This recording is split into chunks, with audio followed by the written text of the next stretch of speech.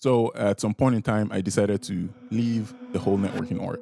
Let me tell you, leaving the networking org was one of the hardest things that I have done in my whole entire career because from a certain perspective, it's like living a place that's stable, right?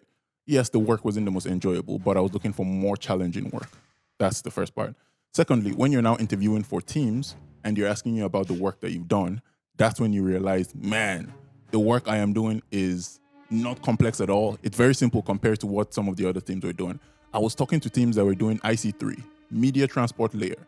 We're talking the low level code that takes the bytes and bits from your team's call for audio and video, transcode it, and send it over the internet. They were creating a new protocol for that.